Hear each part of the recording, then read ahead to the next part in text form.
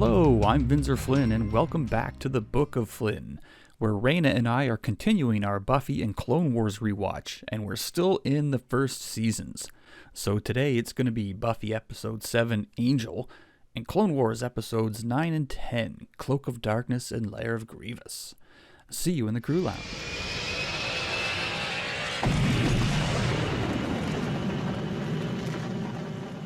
Okay, Buffy Season 1, Episode 7, just entitled Angel.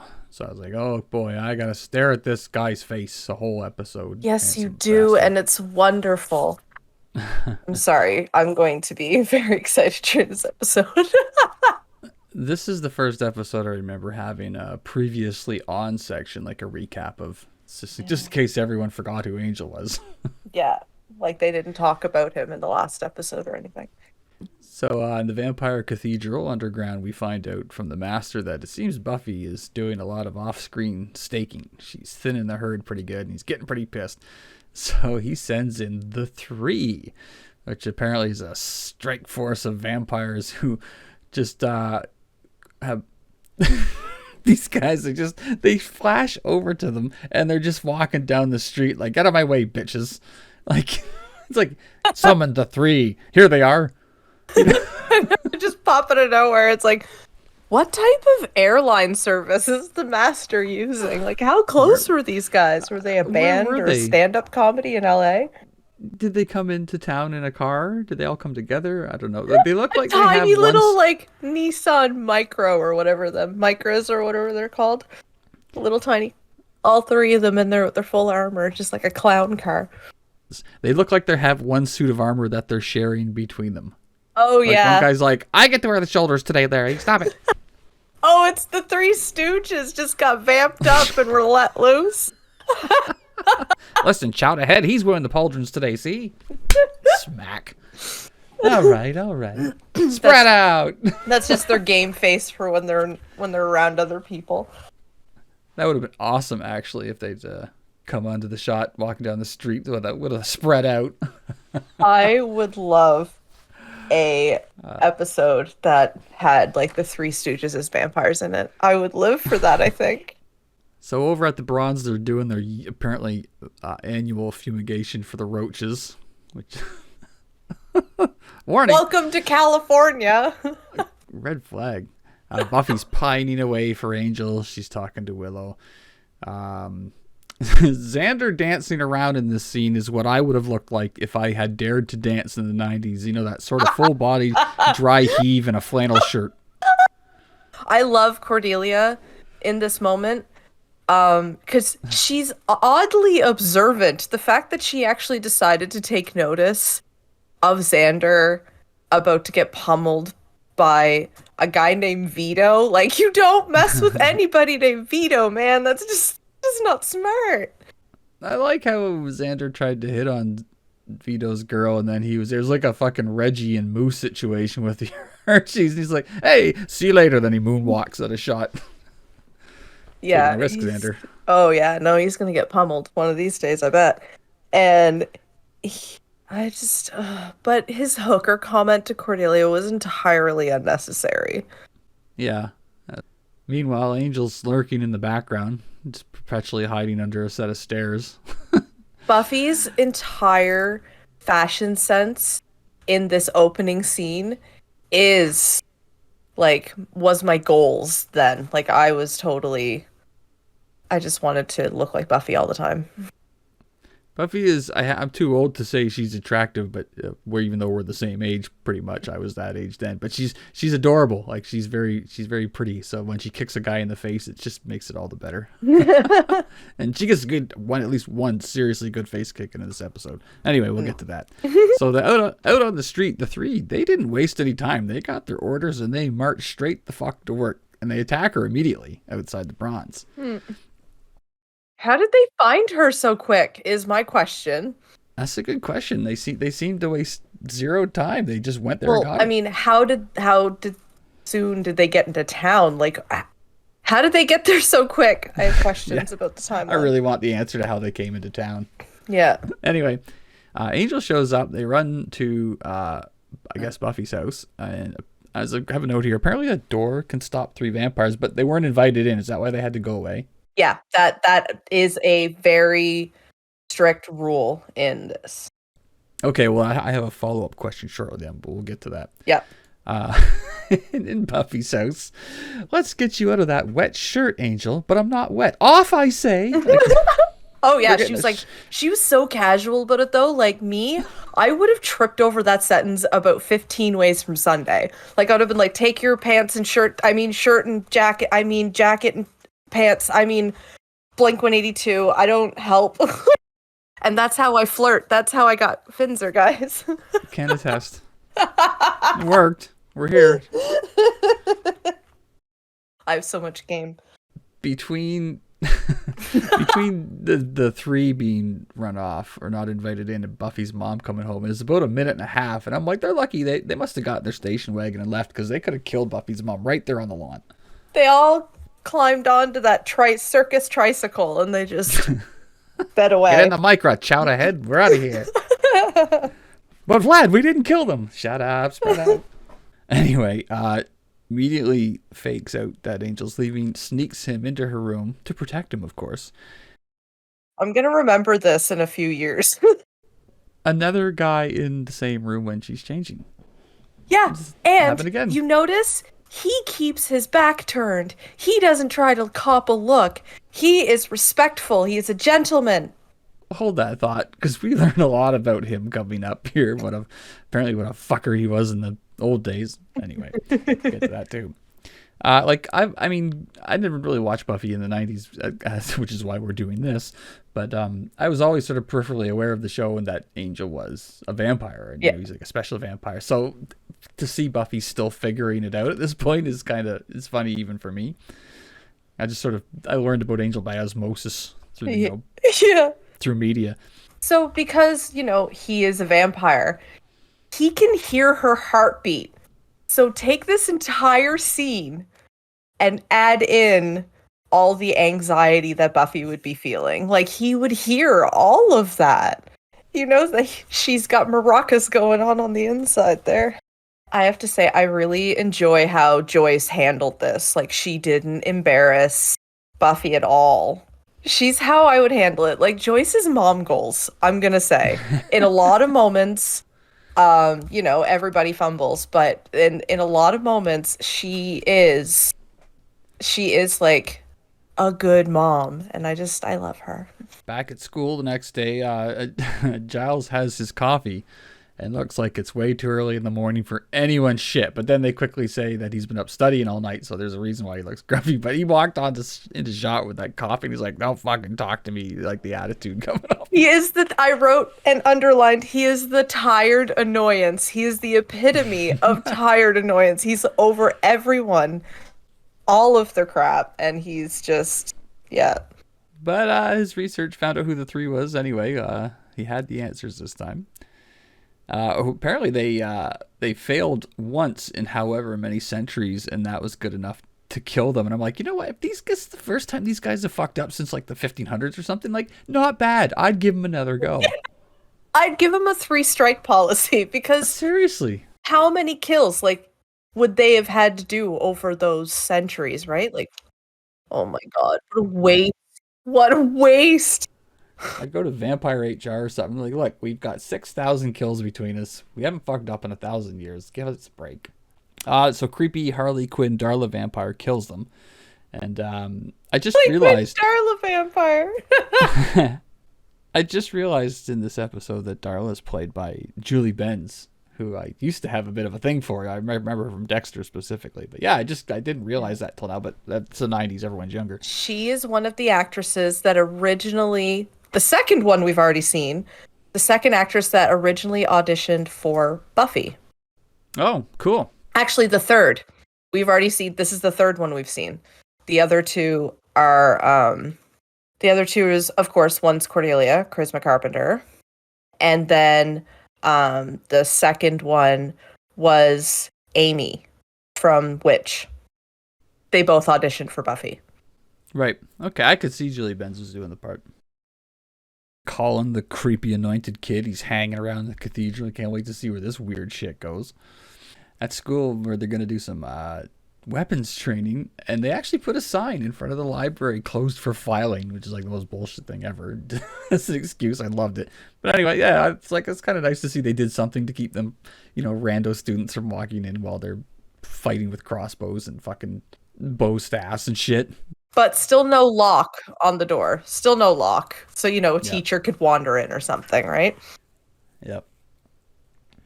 I was kind of surprised when after that they go back to Buffy's house and Angel's just like he hid in her room all day. He's just hanging around like E.T., like I found that weird. I had horrible at history, excellent at historical weapons, because she masters the Friar Tuck staff in like 10 seconds flat. She wipes the floor with him, with all of his pads. She gives him dinner in a bag. Oh, yeah. He's like hiding in her room all day when she brings him dinner. It didn't look very good either. No, but why is that less suspicious than just bringing a plate up to your room? Seriously. So they start making out in Buffy's room like two seals fighting over a peanut, and he fucking It was really cute at first. So yeah, then he vamps out and he leaps out the window, but that was funny enough, but he slid off the roof like he didn't quite mean to do it. Head first into the hedges kind of thing. I thought that was funny. So he admits that he hid in her closet all day, and I was like, before you knew he was a vampire, how is that not a red flag? Like, you could have left at any time. I mean, obviously he couldn't have, but before, that would have been a red flag for me. Like, I learned he was a vampire, I'm like, oh. Back at school, Giles goes into a bit more about the vampire mythos in this show, about how the demon has overtaken the person they used to be in life. So they're kind themselves, but kind of not, because they've lost their souls. But it was interesting to me. It reminded me of a dark side thing, where Vader eclipsed Anakin. So you're you, but you're not you, kind of thing. I just thought it's kind of an interesting take on how they're handling the vampire mythos. It's kind of similar to how Supernatural handled it, to be honest. Yeah. Except without the undead part. Cordelia assaults a girl for wearing the same dress, which didn't seem to add anything to the scene. I think just to remind us Cordelia's there. She's kind of a bitch. Yeah, I didn't like the use of Cordelia in this episode very much. It was kind of like just a contractual cameos. Yeah, like I said, just to remind us, she's around too. Yeah. Back at Angel's sweet bachelor pad, which apparently it's not underground because Darla's there waiting for him and comments that he's living above ground. But I started to write the note like Angel's sweet Ninja Turtle underground bachelor pad, but apparently he lives above ground. He lives in like a basement apartment, but it's still considered above ground because they live in caves. Yeah. At first I thought he was like in a sewer utility room or some shit. The Darla's there waiting for him, but she brings up something interesting about with Angel's past. He was a bad guy. He was murdering people and fucking kids and everything, but they discuss natural disasters, which I never thought about, but would be really good for vampires because it would be the perfect way to pick off a lot of victims with not really any suspicion in all the chaos. Oh, there's a fucking natural disaster. Perfect. We're buffet tonight. Yeah. We won't get caught. Yeah, absolutely. We get a little bit more backstory from Giles about a 200-year-old legend of Angelus who wreaked havoc in Europe for decades. So I was like, okay, we got a reform bad guy situation here. But I was like, oh, not really. He's under a gypsy curse, which is a slur now, which is not. It's the Romani is the clan that is what they use. So a Romani curse. Romani curse. So Angel had quite a reputation, and Darla actually wants him to rejoin the fold. And I like how every once in a while, like back at school, the next scene we get grind back to reality for a minute where they're like studying for a Civil War test. A little bit of normalcy intrudes on all the weirdness. But, there's Darla again. She just like sneaks into the library, no problem.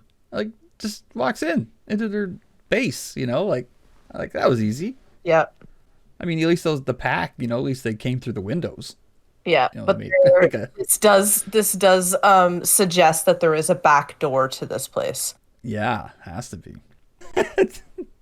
At home, Buffy's mom hears something and looks around, and she does the thing where Maggie and I always laughed with this for years. How you could put your face up to the window at night looking out, and the worst thing you could possibly see is another face right there. Everyone knows that. Yeah. I was waiting for it. I was going to shit myself. I was like, don't get the face up. But hey, Darla was there, but she wasn't right there. No, she didn't creep at the window. She got invited in. So Buffy's mom does indeed invite Darla in. It's pretty slick. She gets in, no problem. But she attacks Buffy's mom. And Angel bursts in, and I said, okay, he wasn't invited back in, so is his invitation still valid? He can leave and come back? Once he gets granted the pass once, he is allowed. Oh, but as we see, Buffy does revoke that. Okay, that was interesting. I thought if you left, you had to get invited back in. So, okay, good to know that. I wrote down here, how crazy would it be if Buffy's mom just got killed right there and then because she gets attacked by Darla? She actually gets bit, which I was surprised. I thought they'd keep Buffy's mom on the periphery of the weird shit. But no, she gets fucking... I mean, she doesn't remember it, as we see, yeah. But she gets bit by a vampire. Yeah, she gets bit. And then she's like... Oh, must have been a barbecue fork we don't own. Yeah, the barbecue fork. Oh my gosh. There are friends over at Prophecy Girls podcast who just have a theory that Buffy's mom is a stoner. So just take that and run with it. It is my favorite theory. I've 100% accepted it. Like, it's added so much flavor to the mom-centric episode. Work. Yeah, absolutely. So just take that and run with it. I love this headcanon. I've accepted it completely. Oh, it works. Anyway, Buffy bursts in on all this, and it's Three's Company. It's not what it looks like, misunderstanding. But Buffy fucking puts him out the window, which I thought was great. Oh, poor Buffy's mom's window. So Buffy's mom meets Giles in the hospital, which I think is another significant moment, another connection. And I was like, oh, potential romantic entanglement. I love the two of them when they're talking and stuff because she's so naive. She's like, they're so helpful in the school, and you're like, this doesn't raise red flags. Buffy's pissed. She goes to get the crossbow immediately. Giles finds out from Buffy's mom Daryl's up to something, so he fucks off in the most polite way possible. Buffy at this point is now just wandering around town with a crossbow. Yep. Which is no awesome. big. And I'm like, oh, of course, the bronze is closed. That's a great place for a fight. So, of course, that happens. I wasn't sure if they would actually fight, but they do. They do actually have a little bit of a fight, and they attack each other. I was sure they weren't going to do that, but then they did. I was like, oh, that's a little surprise. Yeah. I love watching their fighting as it evolves over the next couple seasons. It almost becomes like a dance. It is really good to watch. They did a really good job with their fighting choreography throughout all of this. Yeah, I quite liked it. That's one of my notes for this episode is I like the fighting again. So we get more backstory into what a fucker Angel was back in the day and the curse. And then we find out Darla is not only Angel's ex, but his creator, which I actually did not see coming. I always forget about that part with the vampires. It's like the Louis Lestat thing. There's always a creator who's a problem. Yeah. And she outs that he loves Buffy. So that's out now. So he could sense how she felt with his vampiric senses, but then Darla just flat out outs how Angel feels. And of course, she's right. Yep. This is the part I love. Darla has guns, which is just funny for a vampire. I know. I love that. It's so oddly useful. Like resourceful. Like she's actually branching out from, fighting how, back in the day, how the master would do it hand to hand or with probably a friar tuck staff. Like I mean, outside of the Blade movies, you don't really see vampires using guns, so I thought that was funny. Yeah, no, I liked it. And Giles and the Teen Squad arrive and immediately get shot at with those guns. Darla has infinite ammo, which everyone in the 80s and 90s had. There was not one reload I saw. No, it was kind of like, how many was that loaded with? Because I lost count. It was over 15 or whatever the maximum possibly could have been anyway. I had to think that the bronze owners were going to come back going, the fumigation. Holy shit, there were bullet holes everywhere. What the fuck? The pool table No one smashed. pick up shell casings. Just a shootout and a couple of dust piles. I was expecting Darla was going to be a recurring villain for a while, but Angel fucking one-shots her, destroys her. Straight up. Goodbye, Darla. Yep. It was a quick go. Which, back at the cathedral, the master throws a fucking fit. And Colin is creepy Colin. He's like, fuck her, man. Don't worry about it. We'll kill everybody. It's like, okay, kid. So the bronze reopens, and Buffy's like, I feel like he's still watching. And then Willow's like, yeah, there he is. But even in the moments before Willow said that, I was like, yeah, he's definitely going to be watching you. Of course he is. Well, she's like been watching him for like the last 5 minutes, like try to like Batman in around the people and stuff. And she's like calling him out immediately while he's trying to be all like suave and appearing out of nowhere. But like Willow's like witnessing the creep around. Oh, there he is over there. Doing the Mission Impossible music. Man. He's got to find a better place to lurk than behind the stairs you can see through.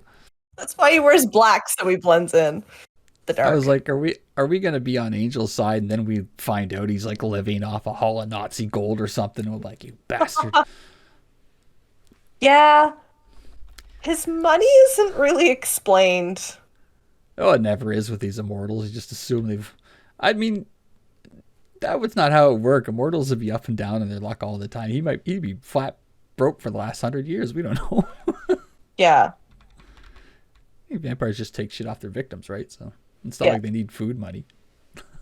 Yeah. No, it all concerns me, and I have a pin in that question for a while. We'll have more to discuss on that, I'm sure, in the future. We'll come back to that. Yeah. My summary for this episode is that I don't mind Angel. He's a pretty, typical angsty 90s characters, but I don't mind him. And this episode just felt like a necessary one to start weaving all the Angel stories in. It felt like a kind of a world building episode, but it had some good fights and stuff, so I liked it. The only thing I will miss is Julie Benz in a schoolgirl outfit. The biggest loss so far. Of course. Because, I do love Julie Benz. She's good. But I did like it. Yep. I did as well. So it takes an hour and a half to apply the vamp face.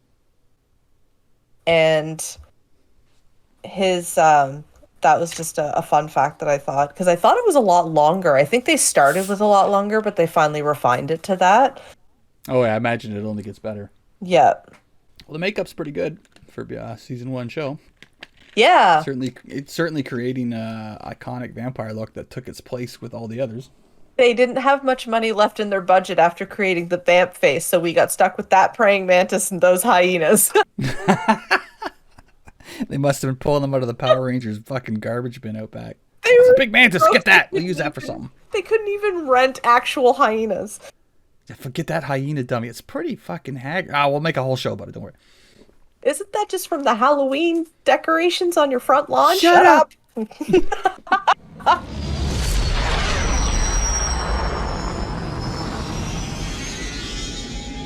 Alright. Star Wars, Clone Wars.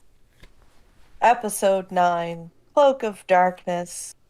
Ignore your instincts at your peril. Preach. Not Scamander, sorry, Gunray. Whoop.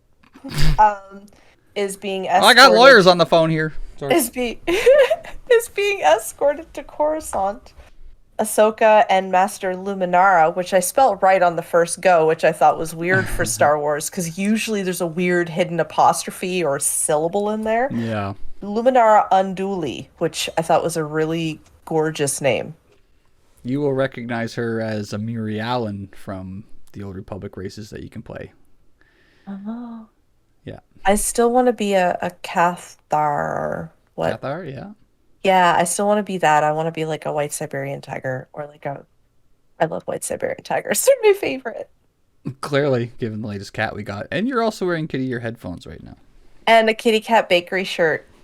So Newt's going back to actually face war crimes. Like, he's in big fucking trouble Yeah, here. he's heading to Coruscant to court. I said court Assant. And Ahsoka and Master Luminara are meeting up with the Jedi cruiser Tranquility. I wrote all this down every time I got a fact. They're meeting up with them to escort them to Coruscant. Court Assant. Newt is trying to buy off the guards. His approach through all of this was so good. I could see why they went little droid light on that, because they already had all the ridiculous stuff they could say through Newt. It was so good. He's like, bribes, lawyer. Yeah, I am an innocent pawn. So Ahsoka says the infamous words, "It seems quiet," or "It's boring." And I'm like, you don't say that. You never say that. Ever. Strange that a Jedi complains of, like, I mean, I know she's still young, but Jedi shouldn't be complaining about being bored. They would meditate or something, but she is still a kid. Yeah. And we have Senate commandos, and the Ahsoka is underestimating not Newt, but Newt and his friends. Like, he's got friends in very low places. We gotta think, Newt Gunray's been making trouble since episode 1, so he's been making trouble for years now. Like, how old is Anakin? He was 10 there. Like, fucking 10 years at least of Newt Gunray causing problems. So meanwhile, General Mills and Count Chocula are discussing Lady Voldemort infiltrating the cruiser to either capture Newt or silence him. I was like, that's bold, because he's got his own power-ish. Like, he's got influence, at least, but he's their salesman. They need to be careful with that. Palpatine does not seem to think much of Ventress. He tells Dooku, all right, I'll give it a go, but he doesn't. He seems to think very low of Ventress, who I think is a badass.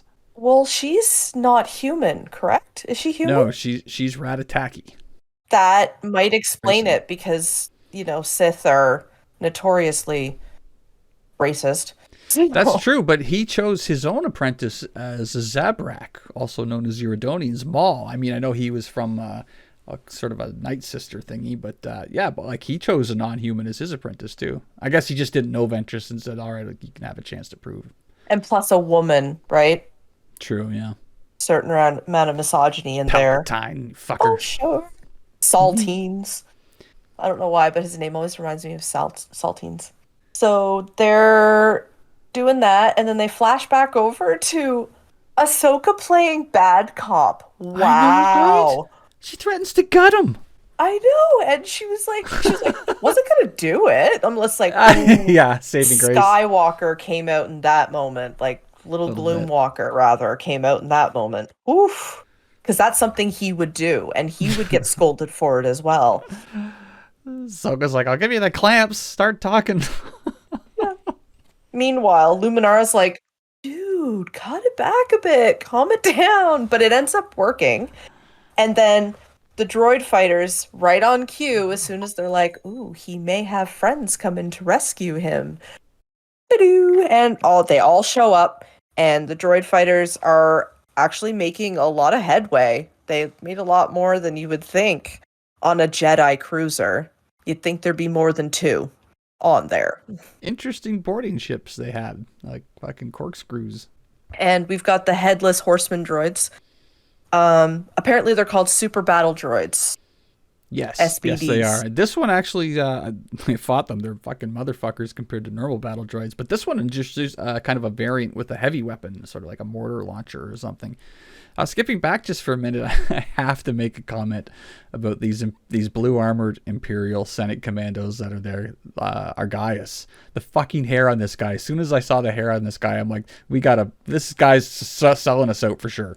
I didn't see his hair until the end of the episode. Like, somehow I missed him because he had the helmet on. Yeah, they show it briefly at the start. Yeah, I missed it because I must have been making a note. But I called him Sonic the Helmet Hair.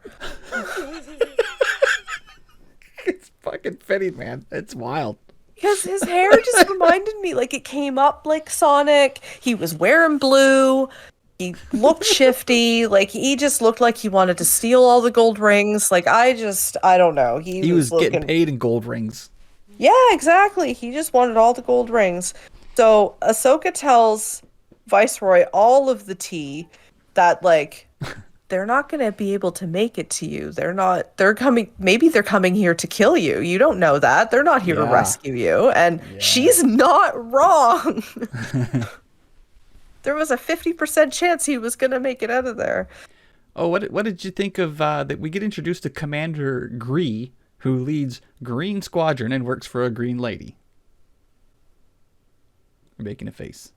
I didn't really put that together, to be honest. I got Gree, but I didn't see Green Lady. Well, Luminara's a green woman, and Oh, she's okay. she's their general. So I was like, okay, it's a Oh, little on the nose, but Gree's pretty cool. but So, maybe that's actually really sweet because maybe they like dedicated themselves to her. Like maybe they really look to her. oh man, Uh, remember you said that for uh-oh. way down the road. Not specifically to do with it, but just clone troopers connecting with their general. That does become Mm. a bit of a thing in several instances, but it's important. So remember. Oh God, I don't like where that's going. So they are. So Lady V really is really good with her timing because there's like one of them comes up, he's like, "There's a bald," and then she immediately just dies. Yeah, yeah, she's quick. I thought it was a really cool display of her. Like she's like a ninja. Like she got in there like no problem. That's Well, cool. she doesn't wear shoes, No, or not a but lot of clothes again. I had her paused. I had it paused for a second, to get up and do something. And when I came back, I happened to notice the girl does her makeup. She's got full cat's eye eyeliner on. She has her nails did because the shot included her hand. Like she takes care of her appearance and she obviously keeps her hair either it's that of her species or I think Ratatakis are all like that. Yeah, but that's Sith Dark Jedi for you. They always take very much pride in their look. With Sith, they're very stylistic with the makeup and shit. yeah, no, I love it. I love the individuality. That's one thing I think that the Jedi really strip is that they make all of them look as much the same as the next one. And it's that uniformity that gives me more of the creeps than the dark side does in that way, because at least the dark side they embrace individuality in your humanness or your human likeness. Sith is pretty. Sith style can be pretty punk compared to the farmer monk thing the Jedi's got going. I can see why people like the Sith because it's rebellious for sure. Yeah, I'm enjoying the clothing selections more in the Sith assassin storyline in Star Wars The Old Republic that I'm playing right now. And I can't wait to get some cash and just like buy a really nice one. So, Some of them are god awful, but there are some great designs. mm. So we get she's really resourceful too because she stole a working comm link right off of one of the soldiers. And super battle droids are advancing, and then in comes Wally, also known as 327T, the security droid, and he just reminds me so much of Wally. He rolls in, he has the same style eyes, the cartoon. I loved it. Apparently, I skipped an entire page. Wow, that's a waste of paper. Uh, so Lady V is Nebula Multiverse. Oh yeah, I can see that. Mm, I like it. yeah, yeah, I really like it. So what is she throwing around? Were those? Well, they look like thermal detonators, but they're sort of like Okay. half thermal detonators. It just seems just a pretty standard kind of bomb that they use in the Star Wars galaxy that looks like thermal Okay. detonators. I think Din's got similar ones, but they're it's like little discs you put onto shit and blow up. Yeah. So Luminara catches up with the battle droids and makes short work of them. Yeah, yeah. Yeah, she does a really good job. Viceroy is scared because at the lack of the rescue sounds, like they suddenly all die, and Ahsoka's like, "So, about that," and he's like, I'm willing to negotiate again." Those are killy sounds, not rescue sounds. Yeah. Ahsoka gets snarky, and I didn't like that Gloomwalker was rubbing off on her. She gets snarky. I don't know if it's in her own thing because she's young and she's, trying to prove herself.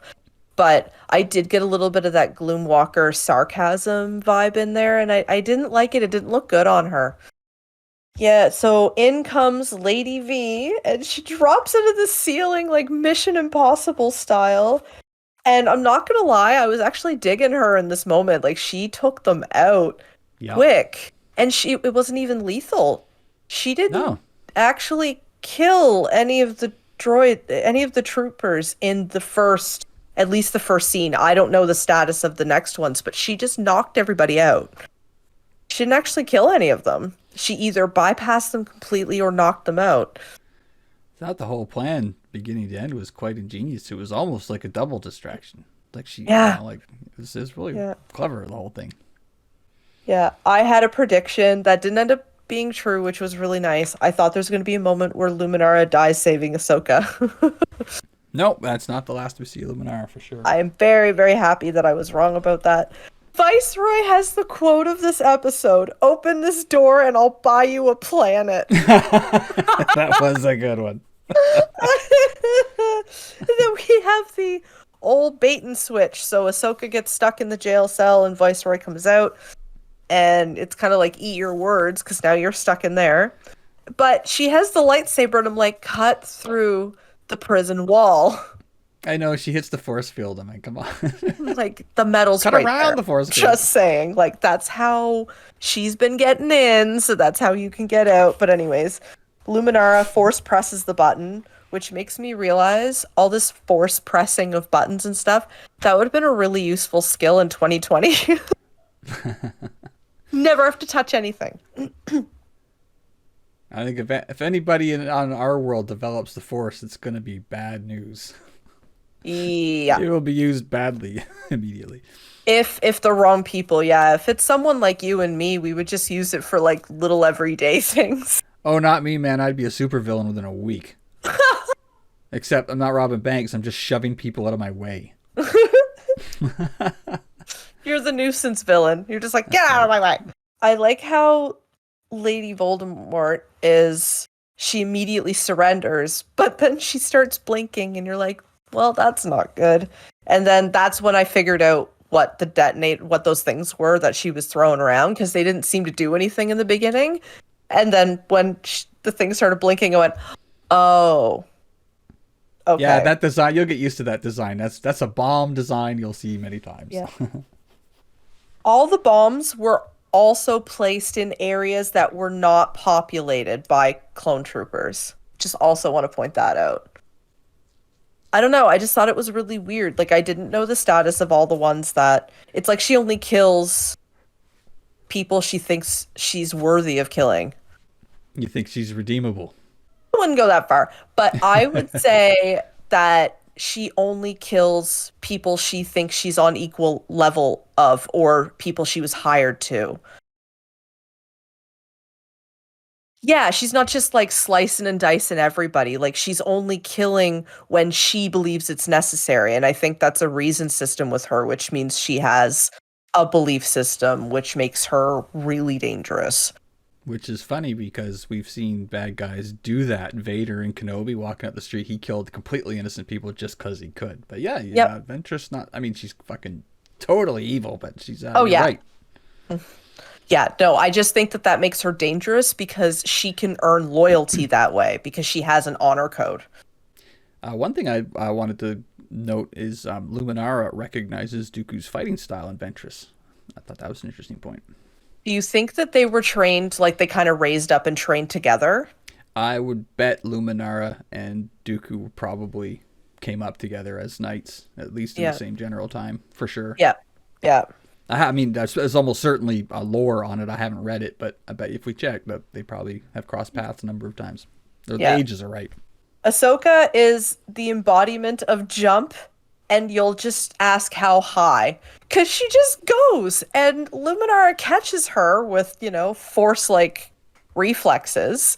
Yeah. And to stop her from being a bug on a windshield. Ahsoka's legend was almost cut off before it started. By an elevator. Imagine. She wasn't taken out in a great battle. She was taken out by an elevator. Oh, she had such promise. Luminara catches her like a boss and stops her from being squished.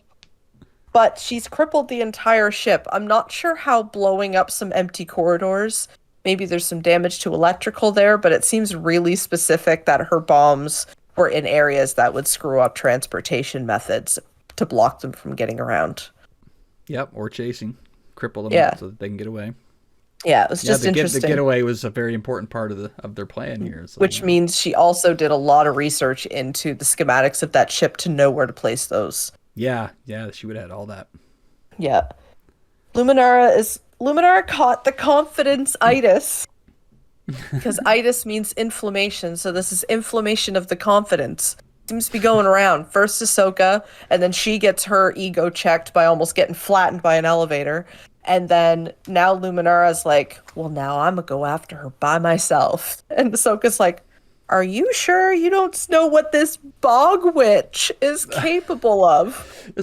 She slung out a lot of insults in the last 2 episodes, Yeah. throwing shade on everyone. Yeah, I still think that Gloomwalker is rubbing off on her because it sounds surprising coming from her. Yeah. It sounds less surprising when you put that coming out of Gloomwalker's mouth. Ahsoka, I've seen more iterations of her, and you're going to go through this whole journey with her, but I find her more, she's like a clever snark as opposed to insulty sassy, if that makes any sense. Yeah. Yeah, like when she does a clever insult, because she does do a couple of them throughout the series so far. She does have like a couple of really underlying one-liners, but this didn't really seem right for her. It seemed like the writing was wrong. It's more lowbrow insult, which doesn't really seem her style. Yeah. Did you notice around this point in the episode, after Luminara and Ahsoka have been in a few fights, that Luminara stops calling Ahsoka Padawan and starts calling her by her name, so Yeah. they connect? Yeah. I didn't initially understand who this guy was. I thought he was like a British clone. I was like, why does he have a different voice than the other ones? Because I couldn't see his face, but it didn't look right. Yeah. But then I found out that his name was Argaius. Luminara catches up with Lady V and they're fighting, and she calls her fighting style sloppy, and that triggers her hardcore. Yeah, She gets got mad. That is, I feel like that is a word that Count Chocula used when he was training her. I bet you're right. And that's a word that I don't know. She just did not like that. Ahsoka, we flash back to Ahsoka staying with the guards, but she is not happy with the decision. She's not happy to be there. She wants to go and back up Luminara because she's seen what Lady V is capable of. And meanwhile, Argaius is like, sometimes you just have to do what you want to do, regardless of whether it was the thing you were told to do. That was a really key, like, it was a really keen, like, sleek line, because you didn't realize that he was actually talking about something else entirely. So finally, she catches up to them and saves Luminara just in the nick of time. She does like a hole-in-one and just shows an incredible display of force power and fires her into this tube. Like, that accuracy and the power was surprising. Like, that is the moment where Luminara was like, whoa, okay, never mind, not just a Padawan, got it. Really good force battles in this one too. They've been like the fights are always really interesting because you really don't know what's going to happen. And then I called Sonic the helmet hair Count Chocula's redundancy plan. Because I thought that it was actually just like a plan within a plan. Like, I didn't realize that they were in on it together until the end of the episode. I thought that they were actually separate, which made it kind of cooler, because then it was kind of like Lady V was being like, no, you're not collecting the bounty on this, and then kills him and then takes it. Like, I thought that would have been a fun little twist. It was a big, like I said, it was like a double distraction and then a double cross at the end. Jedi head back and forget all about the Sith when they hear about the betrayal of Argaius. They're like, well, time to head back. And we're like, did you forget about her in the seat? No? Okay, cool, great. The best way they could have ended this episode, in my opinion, is if they'd had random clone say something about like, I knew the guy with the hate would be the traitor. Come on, look at him. He reminded me of that guy in second Harry Potter movie with the hair. Absolutely. That is alleviating people's brains. absolutely. Viceroy actually gets one over on Gree and knocks him out. Was that Gree? Commander Gree? Yeah, the guy with the sort of double mohawk, I think, with his helmet. Yeah. Yeah, He's the equals, the commander. pink equals. And he gets one over on him, and then Lady V gets one over on him. She uses an escape pod. And Argaius really learns about the dark side in that moment. Yep. Rest in pieces. They stole a Republic ship, so that means that it can be tracked. Right. Yeah, but you got to think Ventress would have covered that. Yeah, that's the thing, right? So they stole a Republic ship so it could be tracked, and therefore the nearby fleet is following. Gloomwalker's gonna meet with Ahsoka at a rendezvous point. They didn't actually say where that was, but I guess it doesn't really matter. Luminara refers to Gloomwalker as Skywalker. I actually got genuinely confused. I've been referring to him as Gloomwalker. I've been expecting that. Like, I've been hearing it so much in my head, and that's how I refer to him now. So did you like this episode? I did. I really like to see Lady Voldemort. She's probably my favorite villain because it's nice to see a girl, She's It was a one of my lot favorite of bad guys. it was a lot of girls talking amongst girls in this, even though they were villains and stuff. It was very like female power, and I've really enjoyed that. That was my favorite thing about this episode is that Ahsoka gets taken seriously by Luminara, another woman, which goes to show you that fucking spoiled, rich club Anakin. I guess he's not rich, but spoiled, the spoiled boys club looks down on her so easily, but Luminara, gave her a chance and she proved herself to her. So I like that. There was great fights, Ahsoka taken seriously. I want to say Plo Koon it does as well, but I don't know. He kind of went boys club on her like a couple episodes back. Yeah, So he did. I like Plo Koon, but there was a couple moments where they were like head patting Ahsoka going, haha, little one, yeah, that really bugged me because she saved their butts that episode, I'm pretty sure. Yeah. I'm Mandalorian, man. If I had a daughter, I'd be like, anyone pats you on the head, you punch their balls off. Yeah, exactly. The episode 10, Lair of Grievous, aka the Hotbox Hotel. This episode did so much to give so much weight to my theory about this. The most powerful is he who controls his own power. I hear all of these in Yoda's voice now. That sounds a lot to me like your lucky murder isn't legal. Yeah. Viceroy is on the lam. Vasek in the Vasek system. Padawan Nadar is no longer a Padawan. He just became a Jedi Knight, so he is fresh off the puberty train. He's definitely doesn't have any hormonal issues, no lashing out, no rage. Talk about profiling. They gave the Mon Calamari the Nautilin as an apprentice. All right, you guys are both fish guys, right? You can work together. Fisto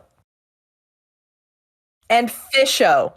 Fisto and fish. Oh, god damn it. Thanks, I hate it. But Fisho. I am not mature enough for this Jedi's name. I don't know what Lucas was thinking. There's a He-Man guy called Fisto too, but the guys that created He-Man were all potheads, so I think they had a joke about it. But Lucas, what were you thinking? Because he was saying a lot of things that you were like, if I'm not listening to this in the right context, this doesn't go well. So, in the words of RuPaul, Asia O'Hara on RuPaul's Drag Race, he gonna need a nickname. Not a word of a lie. In the He-Man reboot, there's a scene where Skeletor attacks and Fisto says, I'd like to fist him. Nope. That happened. So Fisho spreads the fog of the Lair of Grievous. This is where the HR department of the Sith and the Separatist, this is where the HR department is because it is the Lair of Grievances. Ugh. It does not also help when they part the fog and then they're walking down the hall and they're like, "Do you smell that? Doesn't smell like droids in here." And you're like, "That's the weed you're smelling." I don't know what it is, but I can stand to smell a little more. They know that General Grievous is coming back and he's gonna want his hotbox sauna, so they're just heating it up. That's what you're smelling right now. You imagine that he gets home and he just wants to have a joint, and there's all these assholes in his house he's got to deal with. That's why he's so cranky. He just wanted to come home and have bowl. He's in pain. He needs his medication. Suddenly it's fucking Hotbox house party. Oh my god, that might be the episode name. Weed. Oh, right. So this headcanon is working out a little too well in this episode. Like I said, this episode gives way too much weight to my theory. He just turned his body into a bong. It's true. I guarantee there's one in there. Fisto senses a disturbance in the force. There's a joke in there somewhere. I'll let you find it.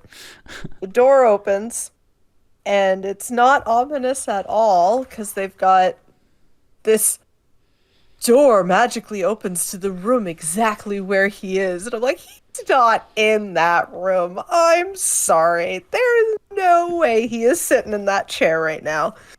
We have a brief cameo from Harry and Marv. Have you ever killed a Jedi? No, never. Boom! Marv immediately gets his head blown off in perfect fashion. Fisho has no chill with those droids. He's pretty angry guy. Destroys them.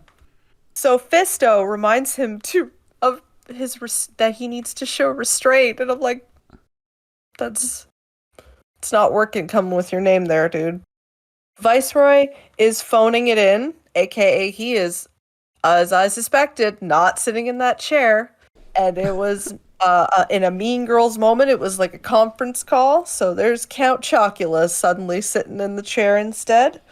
Sorry to interrupt. Yeah, you're not. You're just sitting there going, this is how Yoda feels when he expertly times in at the right moment. Oh, side note, we get introduced to a couple other clones. One's called Bell and another one's called Niner. And this comes back to us talking about how all these clones with like 5s and 7s and 9ers are a popular name too. I wonder where Bells came from. Well, like I said, a lot of the time the nicknames come from what you fucked up doing in training. Like the guy Scorch who blew his eyebrows off. You know, like wherever you fuck up, that's what you get. I didn't know that. So this is Grievous's smoking chair in my headcanon. Clearly, this is where he just goes to. This is his hotbox room. This is his sauna. Yep.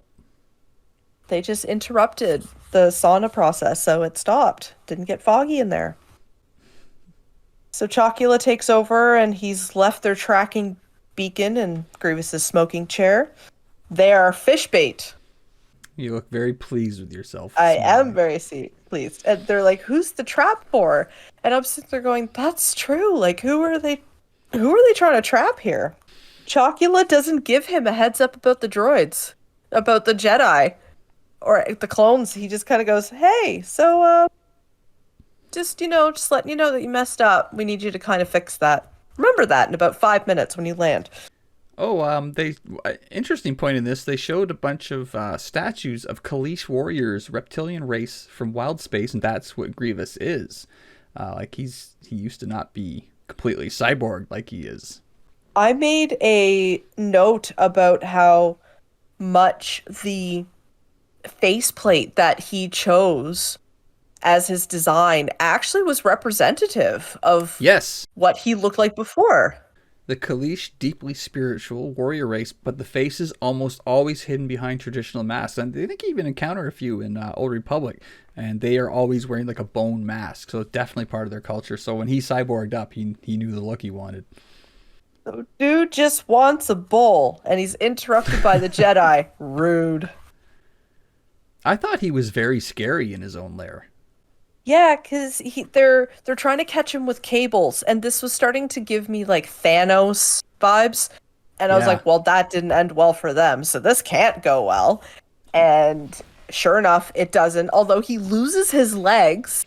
It doesn't stop him much. He gets all that's when he gets scary, he gets spidery, Yeah, he does remind me of Lost in Space when Gary Oldman changes into his final form. That's what this reminds me of. Yeah, it's creepy. If you got Yeah, any kind of spider phobia, when Grievous does that, it's kind of scary. I don't, and that gives me the creeps.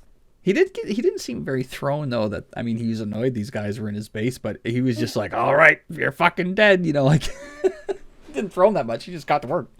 Grievous is the master of escape rooms. Yeah. And I had an earlier note when they were about to blast through the door. Then Fisto is like, instead of, punching through it, One Punch Man, Fisto style, he's like, just give me 1 second. And he would be the guy to have in escape rooms because he just goes, huh, what's this? And immediately hits the secret panel. He's so good, but he's got nothing on General Grievous, which is into the HR department now. Well, despite his unfortunate name, do you agree that Fisto's a pretty likable fellow? Like, he winks at Ahsoka, but it's kind of in a comradely way and not a creepy way or condescending way. Like, Kit Fisto, he seems like a really nice dude. I don't know. Yeah, he seems to be like a solid Jedi in that he's got control of his emotions and that he seems to really know the Jedi code. I don't know. I didn't get really a read on him other than that. I did like how much he was bonded with R6. I thought that was nice. The fact that he is very respectful to R6 really does speak highly. Fisto is a guy that I gotta start calling him Kit. I cannot keep calling this guy Fisto.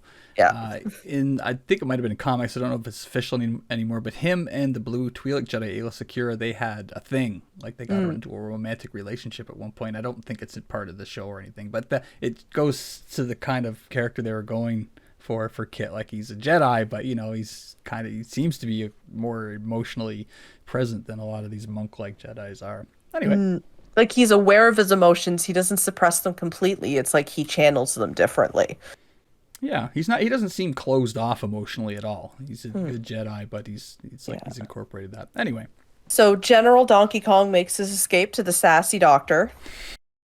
And the sassy doctor is giving off vibes of the robot from Hitchhiker's Guide to the Galaxy, except with a little bit more life. It's like Alan Rickman if he did his more sassy rather than the I'm just in your kind of thing. He's pretty sassy, which tells me that Grievous really needs his help. Yeah, because he really just wants to punch his head off pretty much every time he speaks. You know it. Unless he say, like, if you were a better fighter, we wouldn't be here. Like, yeah. He asks about the droids that he has to reactivate because his security patrol will shut off. His magna droids, so you're like, suspicious. Who shut that off? And of course, it's very obvious that it's, his bosses. Fisto. I'm going with it because I'm calling him Fisho. Fisto is trying to be like, okay, let's get some help here, R6. And Grievous is unleashed. The Jackbox Murder House game. That was what the vibes were that I was getting from this. That game with the trivia game. Murder Trivia Dark Party. Hallways. Yep. Yeah. Gore is Beelzebub. Multiverse. That's called a rogwart, apparently, and Grievous kept it as a pet. I felt really bad. I felt for Grievous later on in this episode. It was the Rancor and Jedi all over again. Yeah, I felt for Grievous when he basically, it sounded like he was like, puppy! Like he was really sad that he lost Gore. Grievous undergoes repairs and he goes through a lot of pain when he goes under repairs because his face is probably the only thing left that he really has like nerve endings in. Grievous post facelift goes and checks in on his pet and Count Chocula's like, yeah, that was us. You deserved it. And Grievous just hangs up on him. Yeah, totally hung up on him. I love that. Yeah, he completely hangs up on him.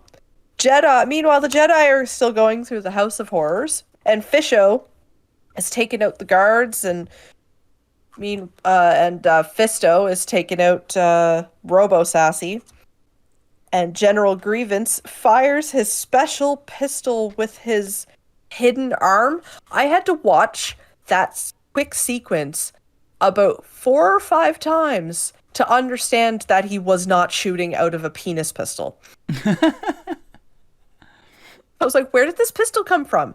All it's showing is it cuts to his crotch, pistol out of nowhere, and he gets fired. And I was like, what upgrades are we talking about right now? Because I have other questions if this is the case. But no, it turns out that he just has way too many arms. So he's having fish tonight, and he wants fish and Fisto tonight. So Fish and Fisto. we get to see Hella Saber. See what?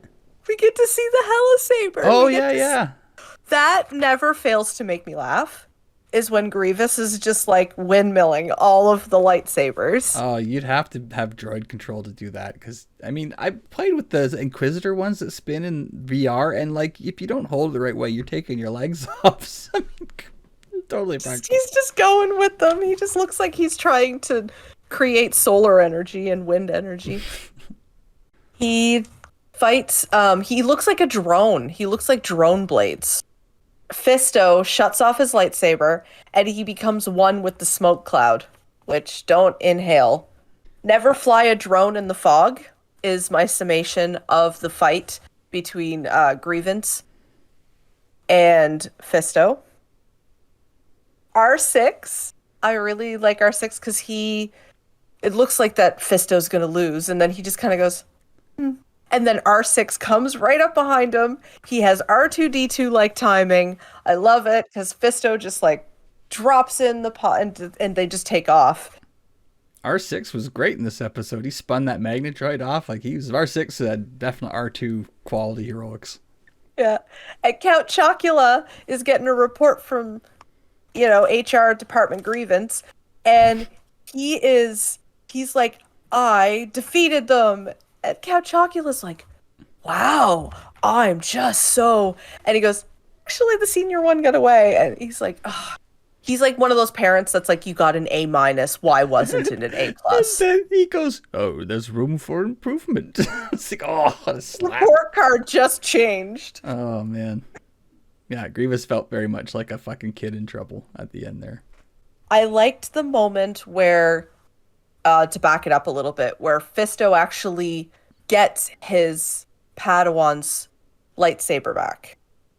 Yeah, I thought that was going into the collection for good. Yeah, and then he manages to break off one arm and he gets back his lightsaber, and I just thought that was a really nice moment. That was a nice little touch to detail. The battle between Fisto and Grievous at the end was really good. They did a lot of really cool in-close angles, so you really felt like you were in the middle of the fight, and I thought, again, really cool. I didn't appreciate these episodes when they came out, and I'm appreciating them a lot more now, but yeah, just great force fights, great lightsaber fights.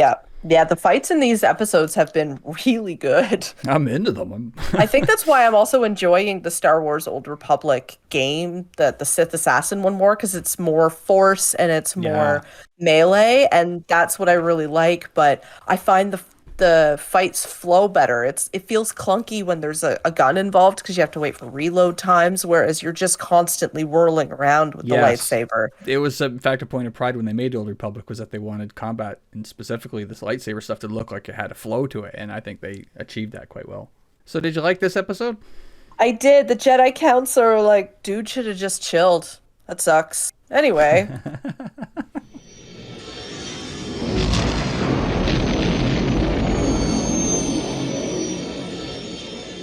Unused titles for this episode included Full Body Dry Heave in a Flannel Shirt and Vampire Clown Car. This episode brought to you by Fisho and Fisto's All You Can Eat Seafood Restaurant. See you all next time. Binzer Flynn signing off.